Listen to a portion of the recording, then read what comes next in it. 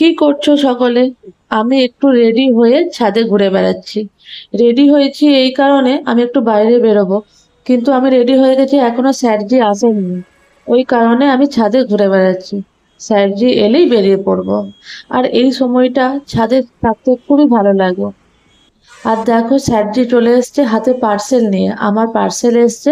আমাকে বললো যে তোমার পার্সেল এসছে, তুমি পার্সেলটা ওপেন করে নাও, তারপরে আমরা বেরোবো। তো আমিও কথা মতো পার্সেলটা ওপেন করতে বসে পড়লাম।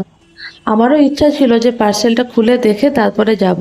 তো স্যারজি যখন বলল, তাহলে আমার তো বেশ মজাই হলো। পার্সেলটা খুলে দেখে তারপরে আমি বাইরে বেরোবো। কারণ কোনো কিছু জিনিস এলে মনে হয় যে আগে দেখি জিনিসটা কেমন এলো, ঠিকঠাক এলো তো, ওইটা একটা মনে হয়। ওই জন্য তাড়াতাড়ি পার্সেলটা ওপেন করতে বসে পড়েছি। এই দেখো, আমি জেলি বল অর্ডার করেছিলাম, সেই জেলি বলগুলো চলে এসেছে। মিশো থেকে আমি এই অর্ডারটা করেছিলাম। এই বলগুলো জলের মধ্যে ভিজিয়ে রাখলে বড় হয়ে যায়। তো এইগুলো বলগুলো আমি অনেকদিন ধরে খুঁজছিলাম, পাইনি। যখন পেয়েছি, মিশোতে দেখতে পেয়েছি, সঙ্গে সঙ্গে অর্ডার করে দিয়েছি। আমার এই বলগুলো খুব ভালো লাগে।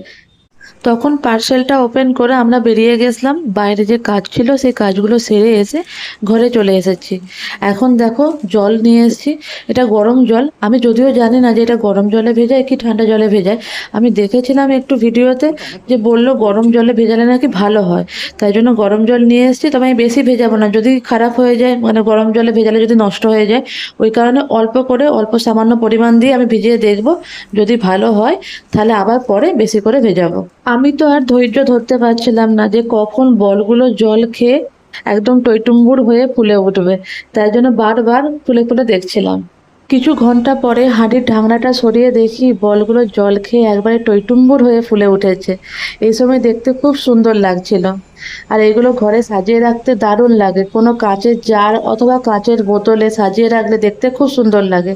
তো তোমরাও ঘর সাজাতে চাইলে এগুলো কাচের জার অথবা কাচের বোতলে সাজিয়ে রেখো, দেখবে দেখতে খুব সুন্দর লাগবে।